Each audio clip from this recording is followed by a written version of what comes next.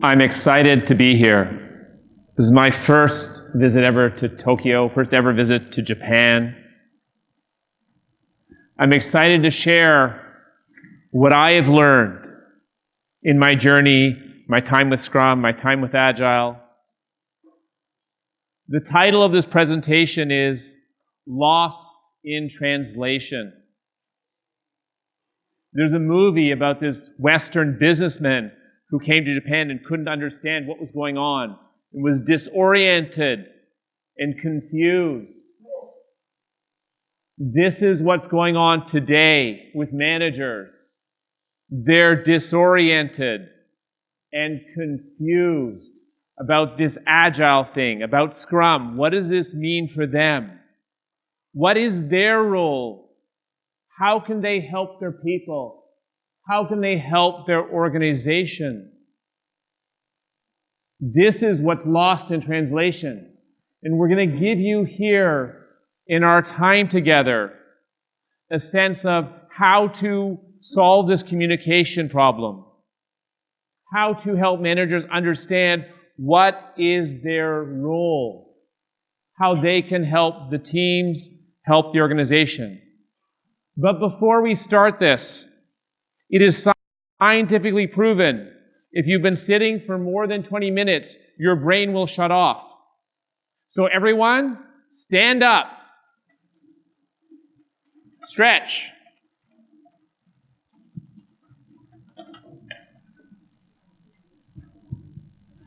Very good. Good work.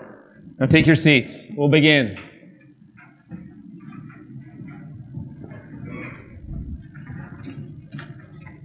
I'm going to share some things that might be uncomfortable.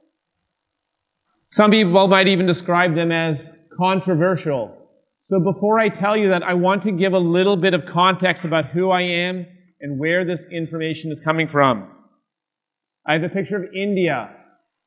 My father came from India. He grew up in a small village there. My mother was from Germany. And they met when they were both traveling in Canada. And I grew up here in Toronto, Canada. I'm a Canadian. But I have this view of the East and the West inside of me. And what I'm going to share with you is an integrated view of wisdom from both worlds. I'm Michael K. Sahota. I'm a certified enterprise coach with the Scrum Alliance. I'll say a little bit more about that in a moment because it's so important. I started out in artificial intelligence research of how to create autonomous robots that can operate in complex environments. I started working in IT as a software developer, so I know what it takes to get a project delivered from the ground up, all the little bits and pieces. Very early on, I got involved with Agile as just a better way to do things. And in 2004, I got my CSM with Ken Schwaber. It was a long way back. And all this time, it was all about how do we create success. It's not about Agile. It's not about Scrum. How do we create success on our projects, on our deliveries? How do we create success in our organizations? And I was struggling. In fact, I was failing. I was running experiment after experiment.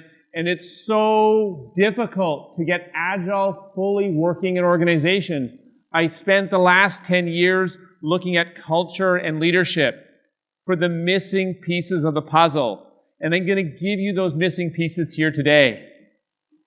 The Scrum Alliance, the vision is transforming the world of work.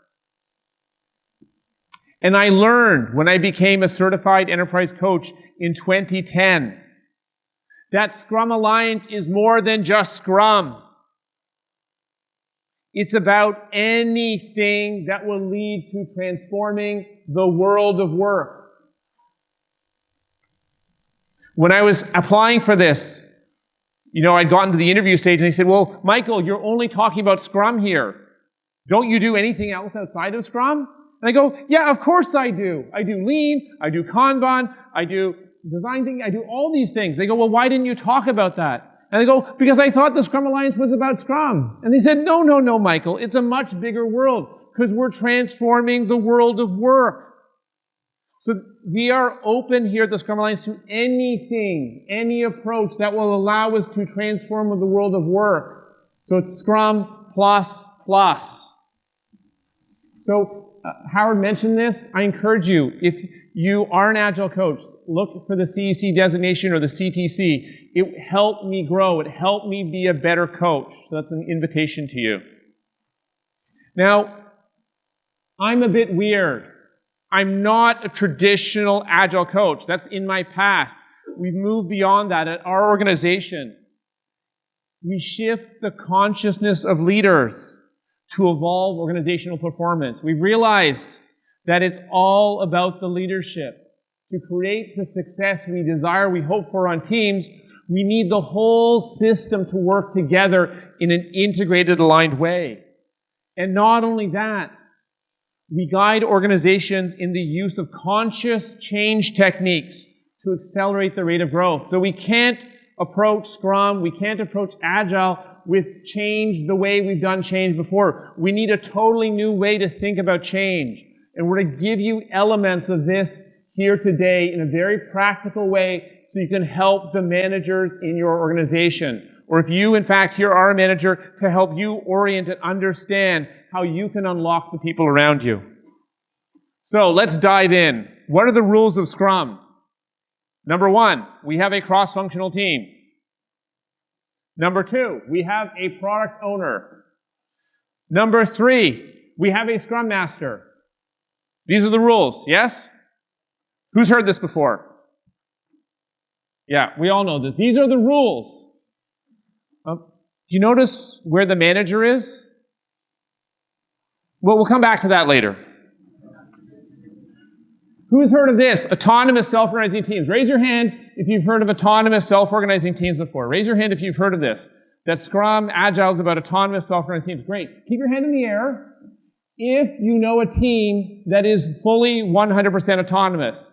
If they're able to make all decisions fully independently without talking to anyone else in the organization to get the best outcome possible. You're normal. This is actually part of the challenge we're in. We think we're supposed to have autonomous self-organizing teams, but it's an illusion. It's like this utopia that we can never reach. And we think there's something wrong with us. Maybe there's something going wrong here. We'll explore that. In 2004, when I took my CSM with Ken Schwaber, he said this: Scrum is designed to disrupt the hierarchy. In a traditional organization, you have a hierarchy. Scrum is designed to disrupt it, to blow it completely apart, so something new emerges.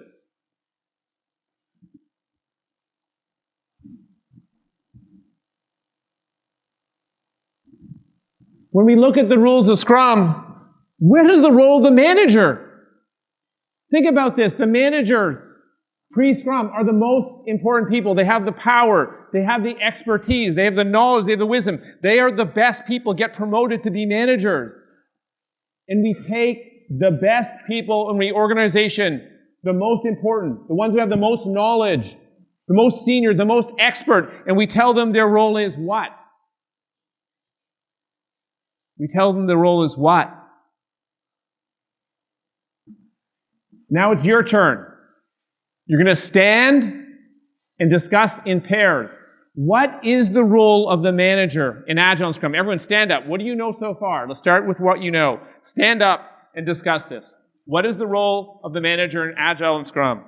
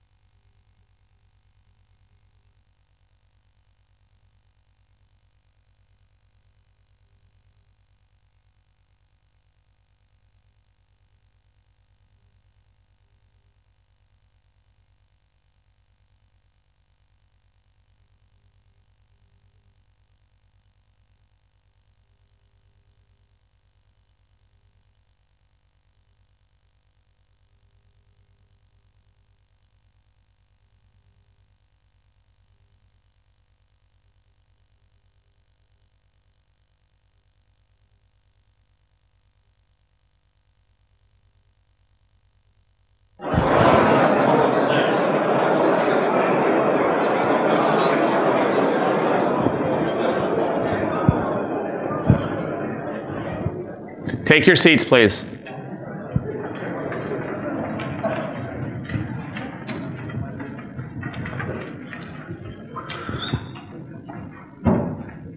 Before you leave, you will have an answer to this question, very specific, as well as how to move forward to help managers in their new roles.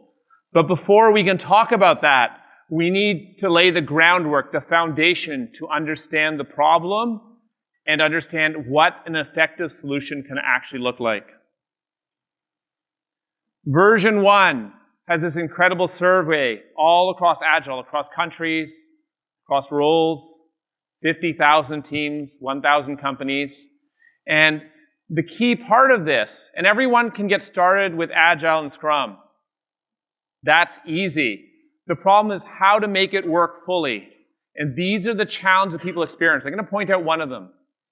Lack of management support, 45%. If 45% is almost 50%, or half, if you have an initiative that half of the management do not support, can you be successful with it? No. Now, yesterday, Jim Copeland talked about one possible answer. Fire all the managers.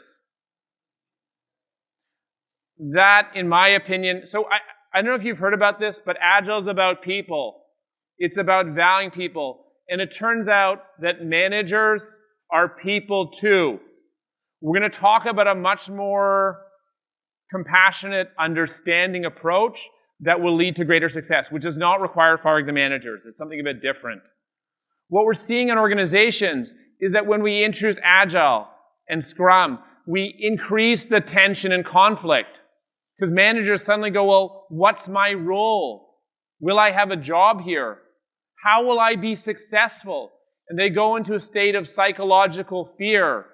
And the blood supply to their brain gets shut off. And they stop being able to think. That's what happens when we tell them we're moving to Agile and Scrum, and we do not tell them what their role is. This approach is not helpful. It does not work. This is part of the reason why you can have 90% failure rates in Agile transformation. So let's go on to see this. What does autonomous, self-organizing teams really mean for the organization? If you have an organization that has autonomous, self-organizing teams, what does that really mean? It means that you have a network, that you throw out the entire hierarchy, and now you have a network. And it's a trap. For your organization, for the people you have in your organization, you cannot get to a network. That's not the next step. That's a very long, future distant step. It's a great star on the horizon. But this is not the starting place for Agile and Scrum in your organization. There are other models. This is from the corporate rebels. They say, we need a new way of working, all about the people. And we need to change everything, to get rid of the managers, to have full transparency. People are not ready for this. It's a trap. It's a nice star on the horizon.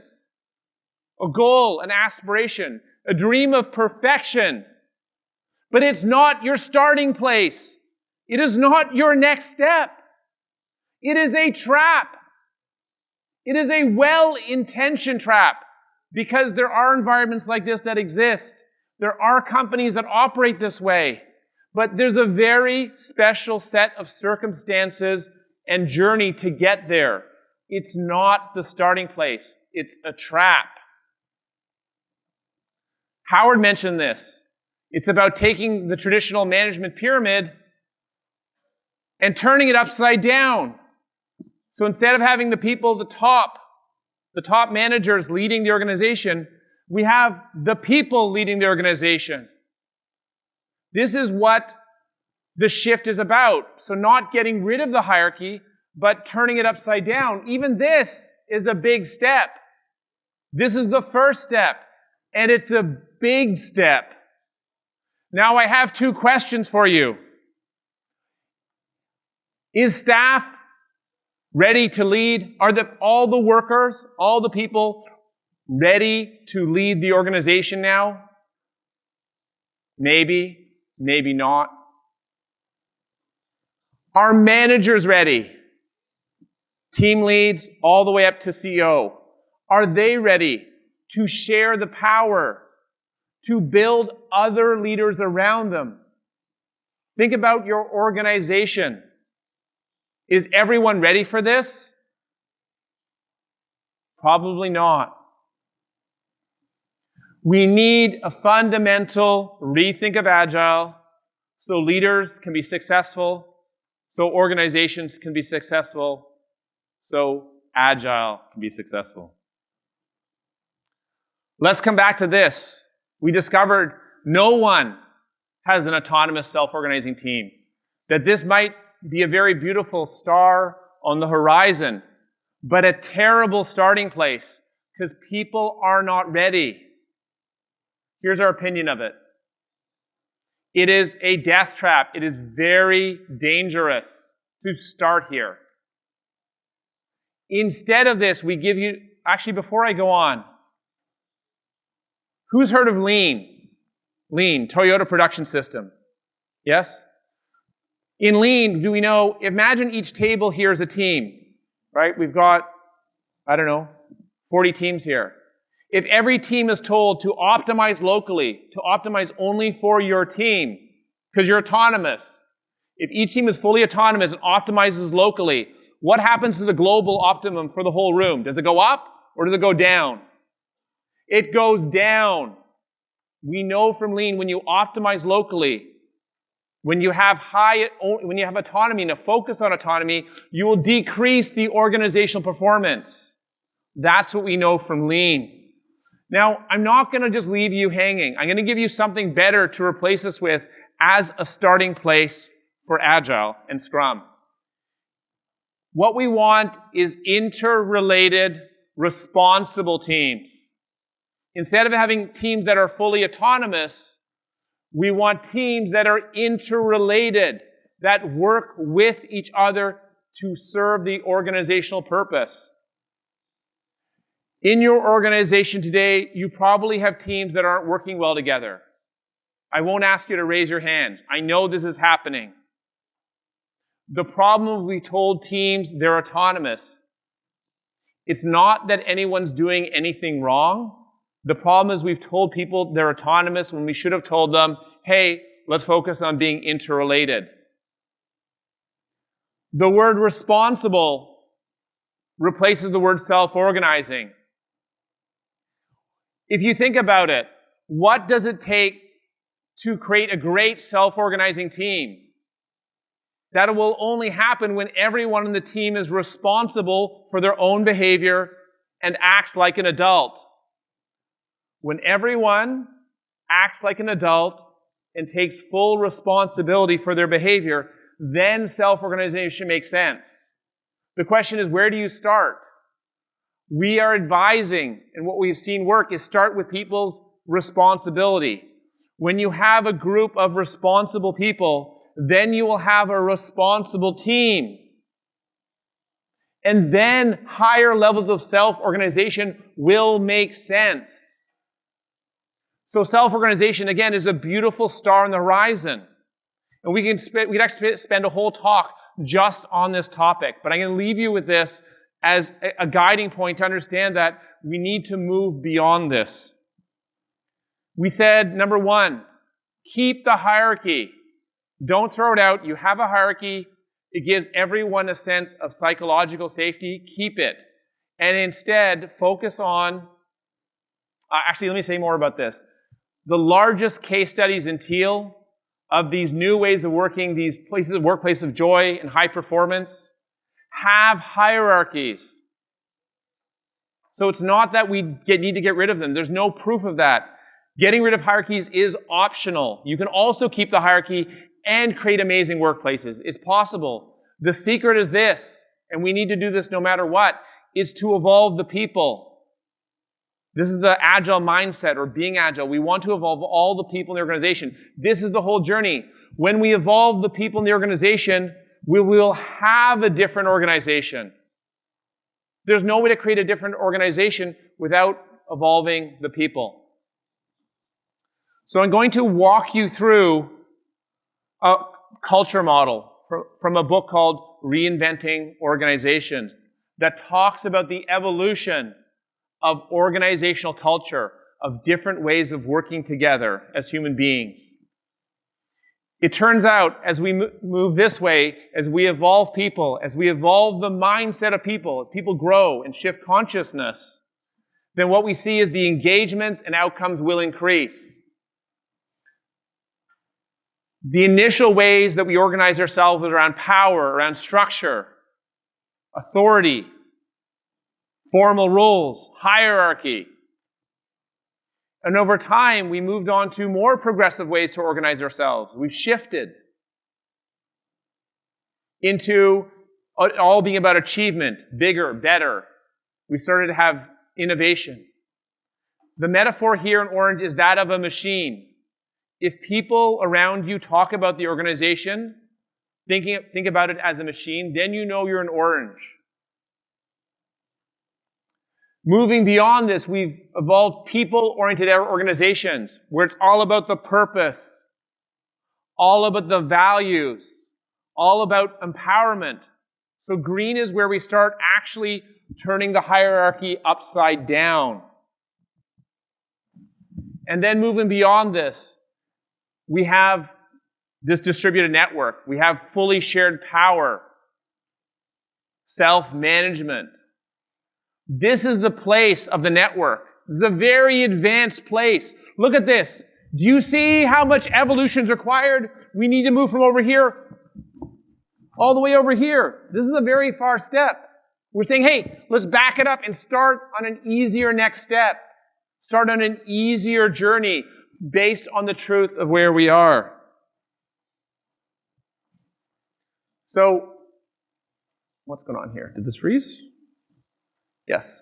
So, there's a dividing line between the old way of doing things and the new way. On the right-hand side, we have business as usual. If you are in business as usual, that is the definition of low performance. It's the definition of wasting the talents of your people. On the left-hand side, we have organizations where people have evolved. And now, because they have evolved, they can embrace complexity. They can embrace this VUCA world, volatile, uncertain, complex, ambiguous. This is where business agility lives. This is the promise of Agile, is to give business agility. But that requires a shift in culture, which is based on a shift in the mindset or the consciousness of the people. That's why shifting people, evolving people is the most important thing. And our model is that no one gets left behind on this journey, including managers. So how do we think about this journey? There's a model called Theory X, Theory Y by McGregor. Raise your hand if you've heard of this. Okay, about 10%. The model says there's some people who show up like Theory X. They're unambitious, unmotivated, discouraged. Do you know people like that at work? The other part is Theory Y. People who are ambitious, excited, motivated. They can guide their own behavior. Do you know people like that at work? So the journey is to evolve people from Theory X to Theory Y. That's what this whole journey is. When people show up as Theory Y, then we can move towards higher forms of organization. So evolving people is the real goal. So how do we approach this? Well, we understand that organizational growth is a result of personal growth. For our organization to transform from one culture system or way of working to a new culture system or way of working. What we have drawn in here are some of the people. The people will need to change their behaviors from the old way of working in business as usual to the new way of working in this future organization. So everyone needs to grow. When everyone in our company grows from the old way of working to the new way of working, then we'll have a new organizational functioning. We will have business agility. We will have higher levels of performance. But that requires everyone changing their behavior. So where do we start? Okay, is this going to work? Do we start at the bottom? Do we start down here with teams? What's going to happen when we start with teams? They watch this. This might be your Agile transformation program. We start with teams, and does the whole organization change? No. Instead, what we have are these little culture bubbles, little pockets where some teams or some people get the mindset shift. This is your Agile transformation result right now if you're doing things the way you're typically doing them. Is little pockets of change. No change in the whole organization. Because you're starting at the bottom with the people who have the most power or the least power. The least power. So it's the lowest impact way of changing your organization. That's what you may be doing now. The alternative to this, to think about how do we go from where we are now to some future organizational state, well, we can start with the leaders. If the leaders evolve as human beings and change their behavior, evolve themselves to be able to support this new organizational way of being and working, then at that point, we have some chance of success of eventually shifting our culture, shifting to a different organizational way of being and functioning. It's possible. This is what we do to help organizations, is to start with the leadership. Then you have a chance of success. If this is your goal, if your goal is to create little pockets of success, starting at the bottom is just fine. And you can start with leadership at any level. If you're a team lead, if you're a manager, if you're a group leader, you don't need the whole organization to go on this journey. This triangle represents your part of the organization. Because culture is a local phenomenon. So you can make these changes no matter what part of the hierarchy you're dealing with. Because every part of the hierarchy, people have power and the responsibility to make things better. So let's continue to look at leadership. This is from the 2019 Deloitte Global Human Capital Trends. So this is a survey with top executives from around the world. And they say the key organizational challenges are with people. It's about people learning. It's about the human experience, or what do they experience when they go into work? And how do leaders function and show up? It's all about the people. So how important is leadership in this survey? 80% say it is a critical issue that needs to be addressed to create success.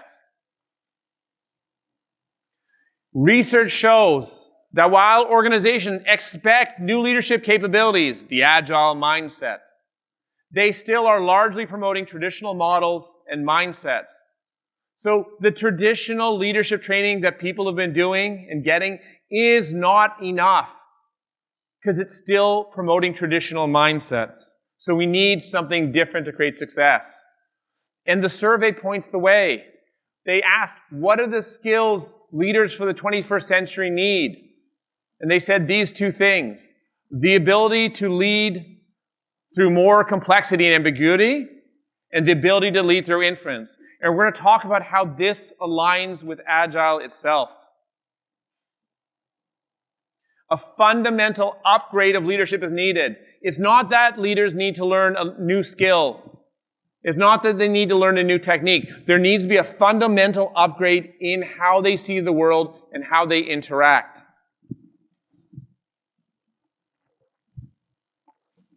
So we see this as the leadership gap with Agile. Is that oftentimes we take teams and we give them the training and coaching they need. We know that if you just give a team training, they will not be successful. We need to give them training appropriate for them and coaching appropriate for them, and then they have a chance of success. Well, what about the leadership? Are they given this kind of information, this kind of understanding? Are they given the kind of training that they need? Not Scrum training, not how to do projects. They need to understand how to create an organization that functions in a completely new way. They need to understand how to turn the pyramid upside down, how to actually do that. They need what we call mindset training and coaching, a very different thing that allows them to have the agile mindset and be able to function in this new way of working, to show up as a green or teal leader. That is what they need. A new way of being enables a new way of working. Shifting mindset is key. We want a new way of working, agile, Scrum. But in order to have that work, we need a new way of being. We need to have a different way of seeing the world and seeing people. Otherwise, we cannot allow this new way of working will not work. We'll get stuck turn after turn. So the question is, what does the mindset shift leaders need? What is the mindset shift that leaders actually need to be successful? And we're going to go through what I call the essence of Agile. This is our definition of the deepest truth of what Agile is really about. Raise your hand if you've heard of this. Manifesto for Agile Software Development. This is the definition for Agile. So it turns out there are 3 important pieces here. Number 1, we are uncovering better ways of developing software by doing it and helping others do it. Uncovering better ways.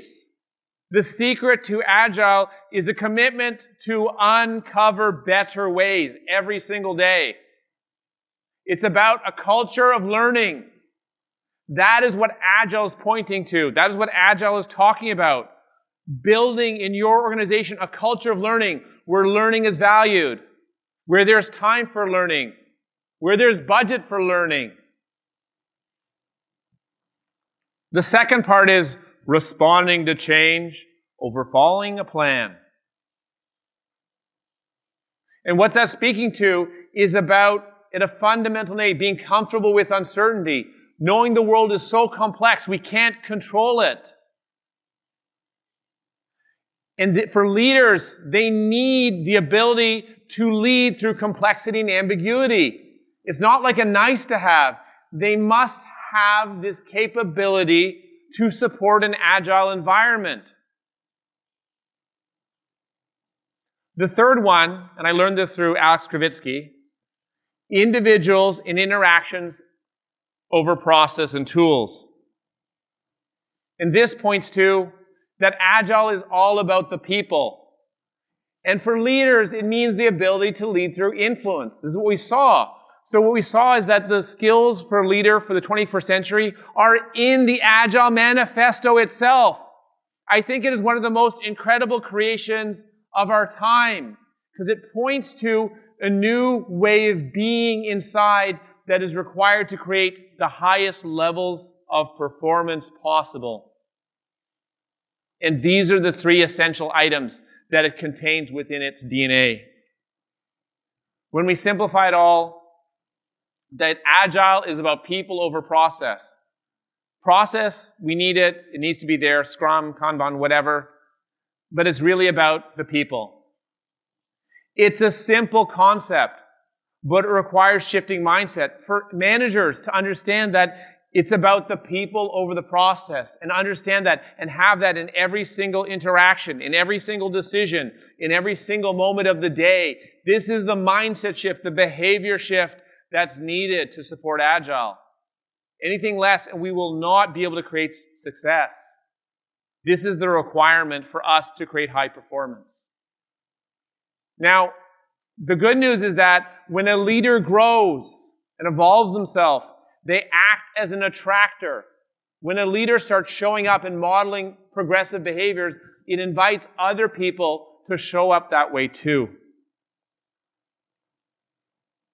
Now, it's your turn to process this, to debrief this, to make sense of all this.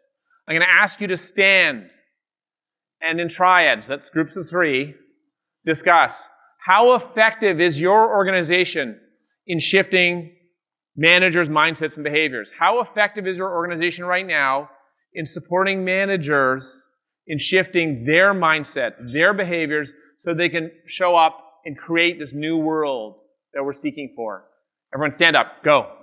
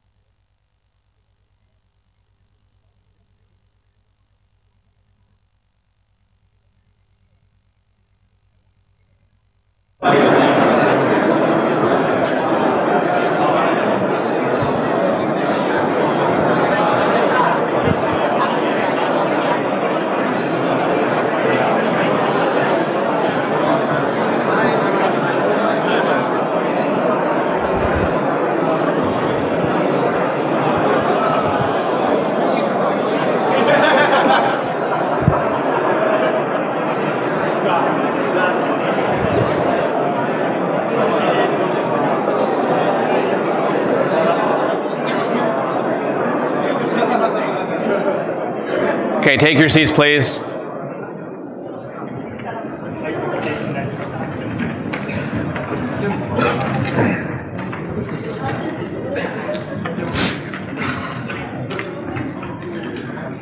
So how do we help leaders start learning new capabilities?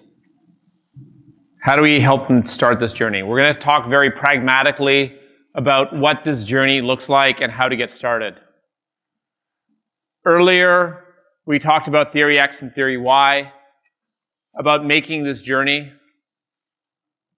The starting place is to use this, whether it's for yourself or the people around you, the managers you work with, to understand how much of the day do they show up as theory X?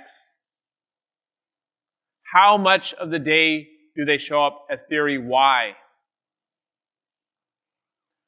If you are normal, you will show up as theory X during the day. Yes, you'll get frustrated, you'll get discouraged, you'll become afraid. This is normal human behavior. Our work is to understand that this is happening and grow through it. Then we can model and inspire theory Y. As a manager, the job is not to tell people to show up as theory Y. The number one job is to show up as theory Y. When you, as a manager or coach, are showing up engaged, motivated, passionate, caring, every day, you will inspire people. You will give them hope. This is the number one shift.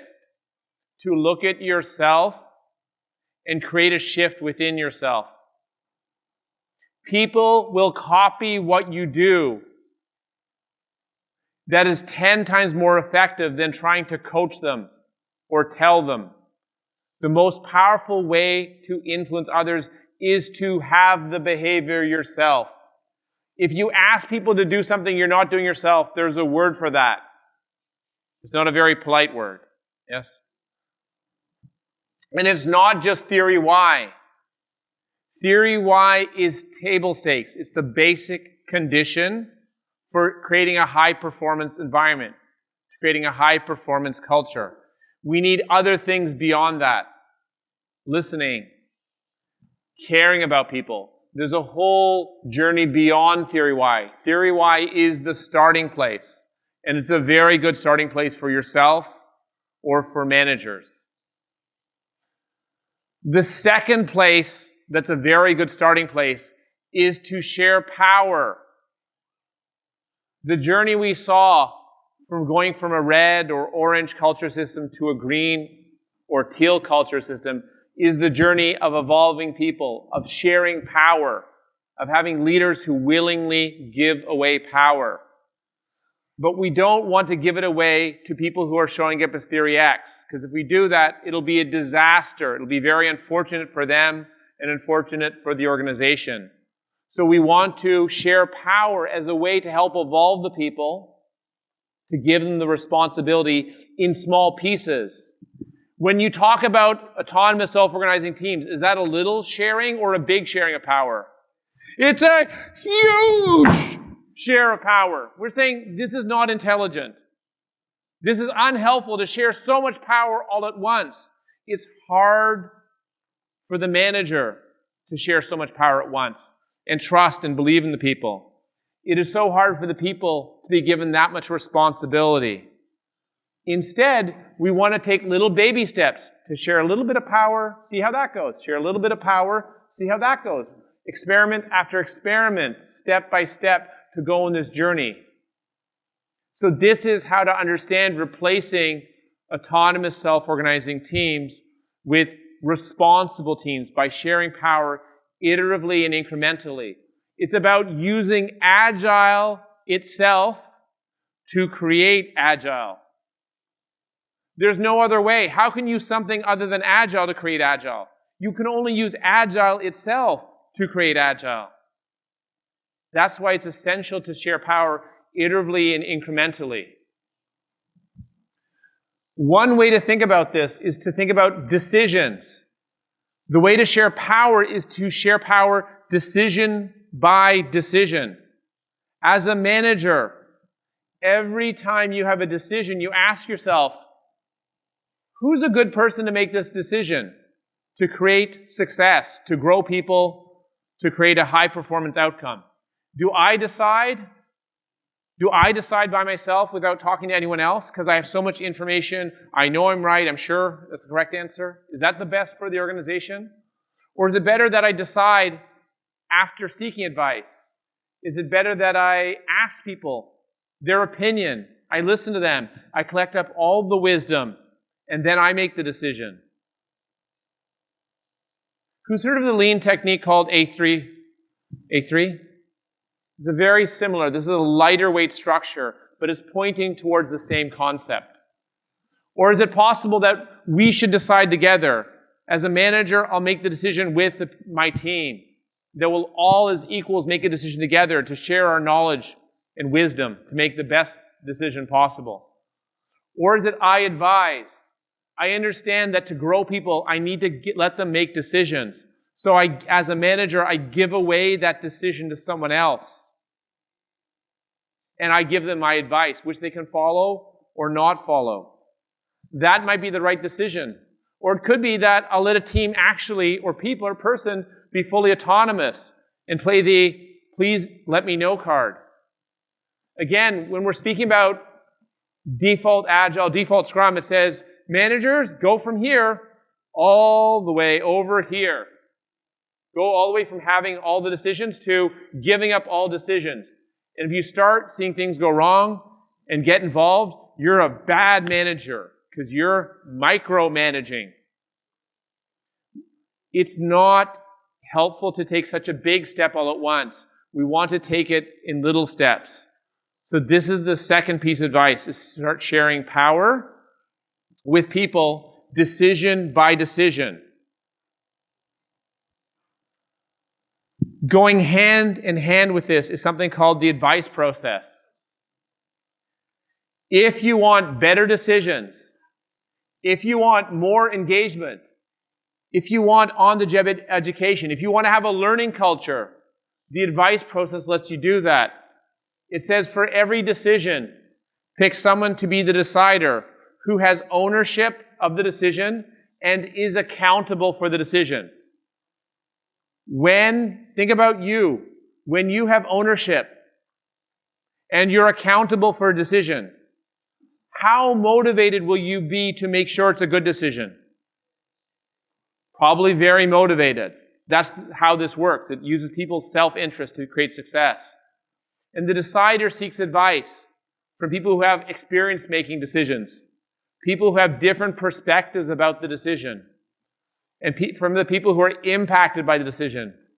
When we use this kind of structure, it allows us to create and grow people. It allows managers to learn up how to give decisions, and allows us to get better decisions right away. You can Google my name, advice process, it'll come up. There's a blog post written on this.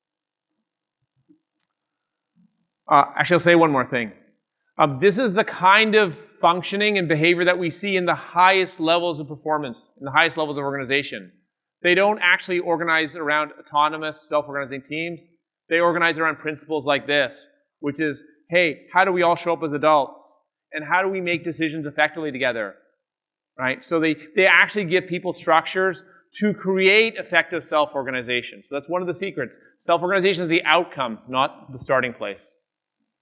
So we're finally a place where we can talk about what is the manager's role in Scrum. It's a fundamental rethink of Agile so leaders can be successful, so teams can be successful, so organizations can be successful. We're shifting away from autonomous, self-organizing teams to interrelated, responsible teams. In which case, if we're making the shift, the manager's job is to support this shift. How do we create interrelated, responsible teams? So in the new world, we have a cross-functional team. Now, how can a manager work with a cross-functional team? Well, they could take on the role as a scrum master or coach. Some managers may be really good with people, and they'll focus on developing the people. They'll focus on growing the people. They'll focus on helping the team become an extraordinary team and move to a scrum master or a coach role. In some organizations, they may move to a product owner role. This is what the Scrum Alliance did with the CEO. The Scrum Alliance does not have a CEO. They have a chief product owner, and they have a chief Scrum Master. That's what the Scrum Alliance did to support this kind of shift, to get away and break this traditional management way of functioning. Some managers may be excellent technical leads, so we can promote them and give a separate technical track so they can still get raises, etc., and status by being extraordinary through technical excellence. That's the way some managers may move to. And some managers may move to becoming an organizational coach, where they don't just work with one small group, but they work across the whole organization, helping the whole organization grow and thrive and evolve.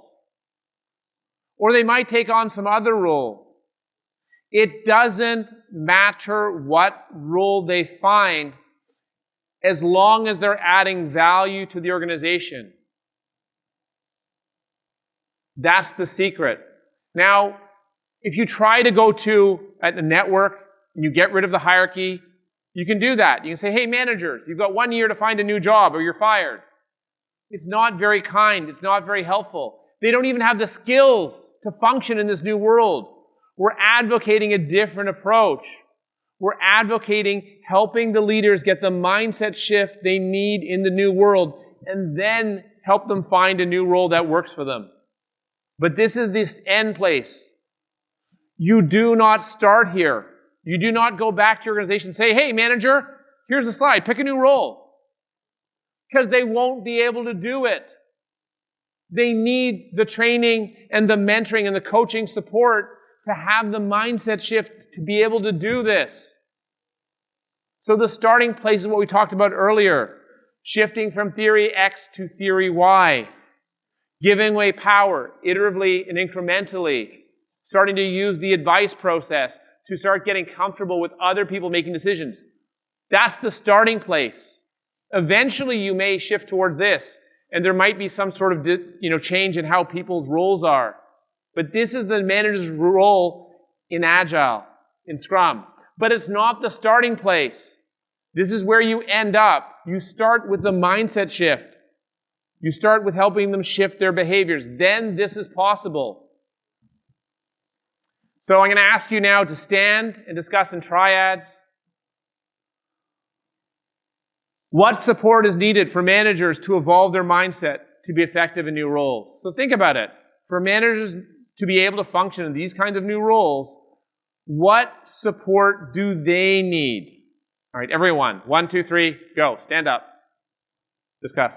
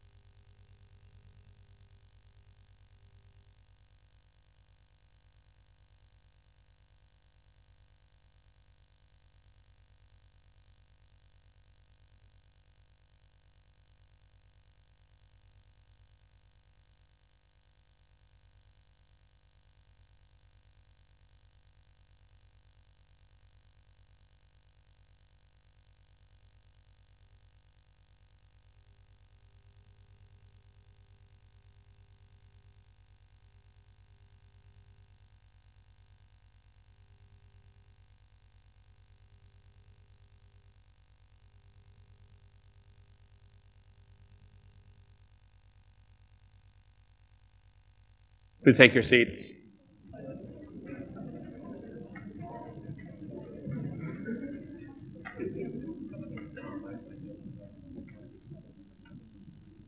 So in this time together, we've shared with you the traps of Agile or Scrum as usual. We've helped you understand why some of the typical things going on right now do not work the way they're intended to work. We've talked about a way to understand a journey towards creating the success we hope for with Agile. So we'll summarize all of this right now, and then we'll go to questions. Our model is simple. No one gets left behind, including the managers. That we treat managers with the respect they deserve, to give them the training and mentoring that they need to not just understand Scrum. They don't really need to understand Scrum. They need to understand a much bigger challenge. How to operate in this new way of working. How to manage and share power. How to share decisions. How to not only grow themselves, but to help grow the people. This is the support, the retraining that managers need. And they deserve it because they're people too. What we're speaking about is a model we call the evolution of high performance. We want business agility, the ability to thrive in a VUCA world, volatile, uncertain, complex, ambiguous. In order to create this capability within your organization, you need Agile, DevOps, new ways of working.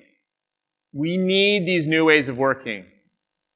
But in order to create these new ways of working and help them actually be successful, to get the full benefits, this will only happen when we have a supportive organizational environment and culture.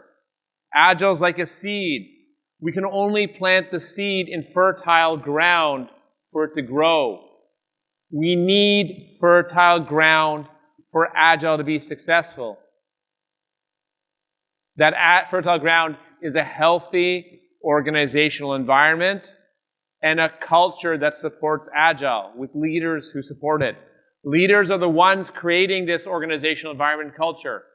They have the power and the responsibility to create the environment for Agile to work.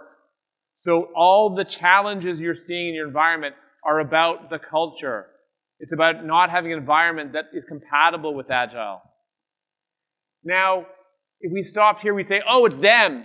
It's the leaders. They need to change. But when you have one finger pointing away, there are three fingers pointing back at you. The truth is that we need to change. When we change how we show up, any of us, regardless of our role, that helps inspire leaders on their journey.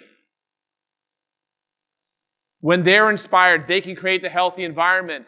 And then these new ways of working can work. And then we will have business agility, the high performance that Agile promises.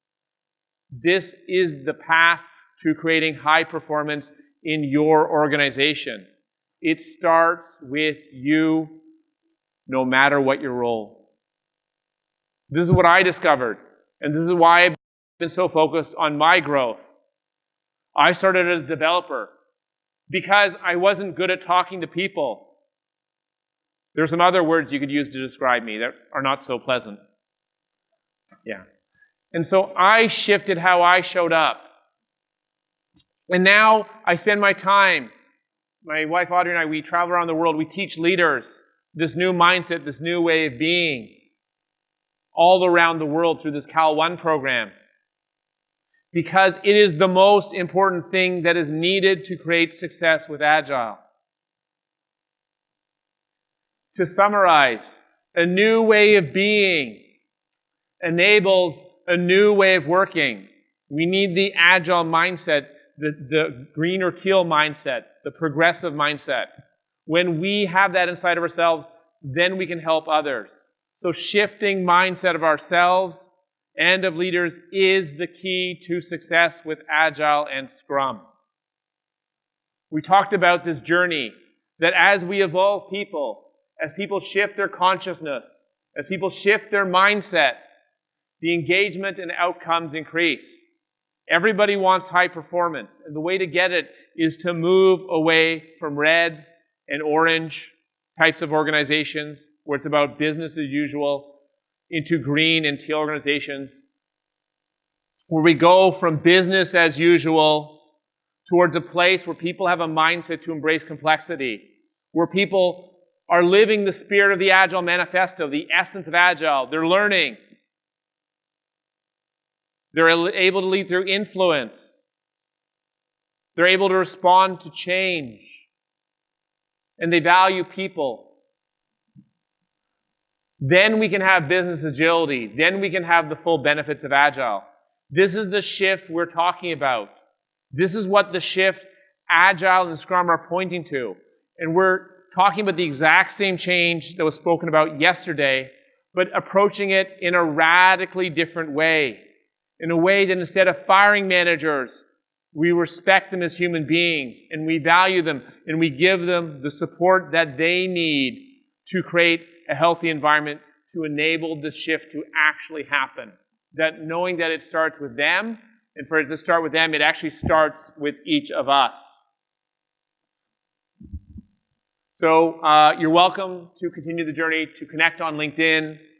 My book, which is in English, sorry, it's not in Japanese at this point, is a free download on our website. I've got lots of blog posts, and we do leadership training and consulting. That's our world. And I think Mick asked me to remind us, there's a meetup that we have to talk about business agility from an Agile perspective.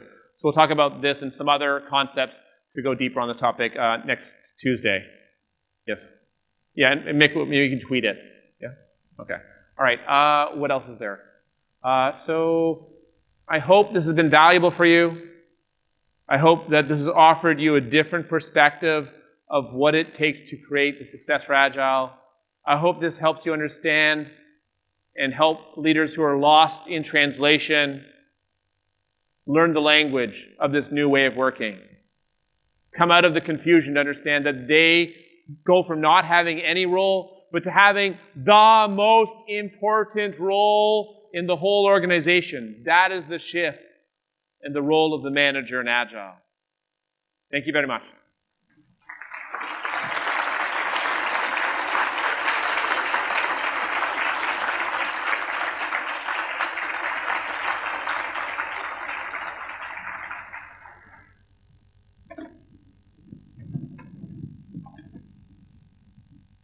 So we have time now for questions. So please, ask whatever questions are coming up for you, and I'll do my best to answer them in as much detail as I can.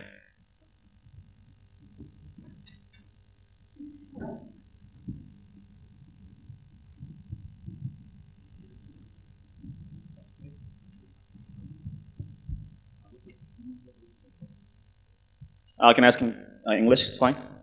I just saw the relation. Want to ask the question. The relationship between lean, the A3 method you mentioned, and also the decision part. I just didn't get that. I know what we do in A3, but that. Yeah. So if we look at the A3 technique from Lean, it's a way to build alignment in the organization, and it's a way to grow people to become leaders. Yes?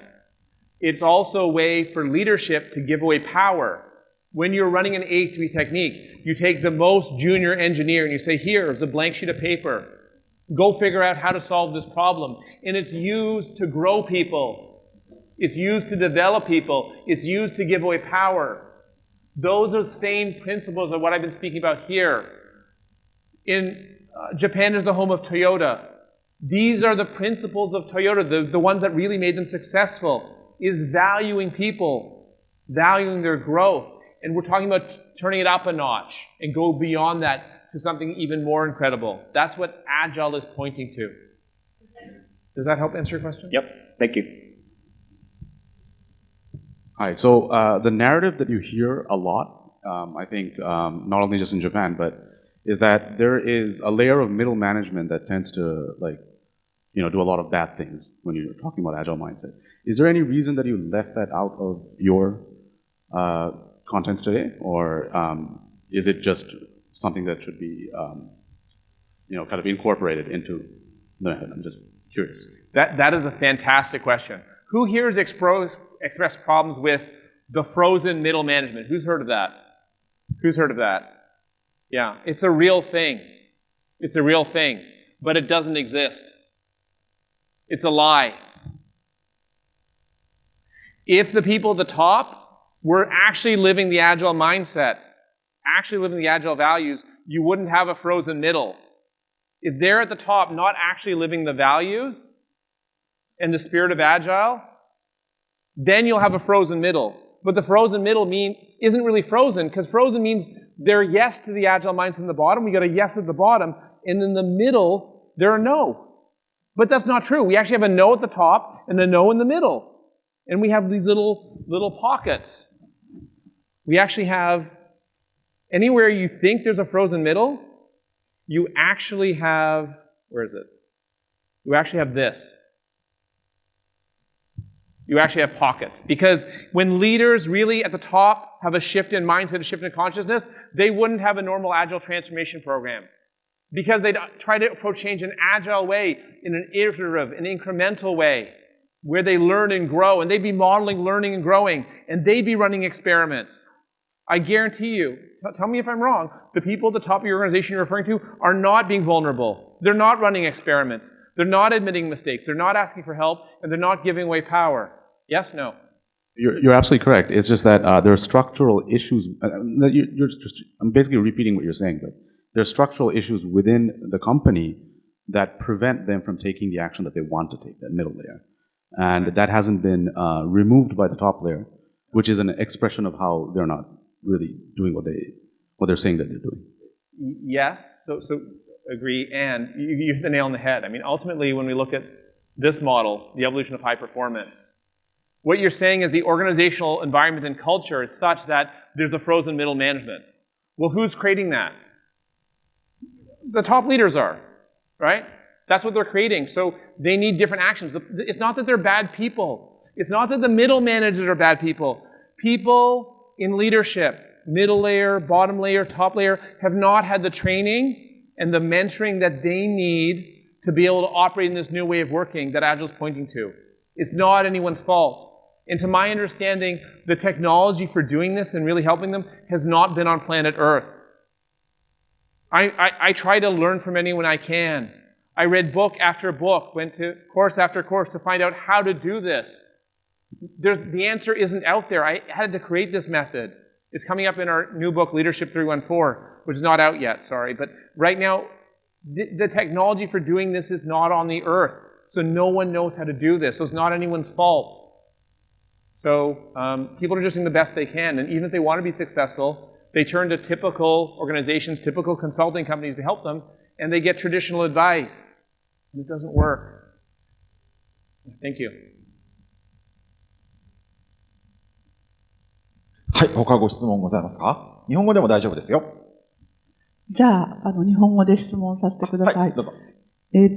とても面白い話ありがとうございました。アジャイルのこういった研修を聞くと、マネージャーが悪だとか、マネージャーを辞めさせろみたいな話が、多い中で、マネージャーを一人も辞めさせないで改革をするっていう話に、とても勇気づけられた思いがします。とはいえ、やっぱりそこに悩んでる人も多いし、マネージャーもマネージャーで悩んでるっていうのも事実だと思っていて、どうして、すいません。サユダさんが、そのマネージャーを一人でも辞めさせないで改革を成功すると思えるようになったのかっていうエピソードがあったらお聞かせいただければと思いました。お願いします。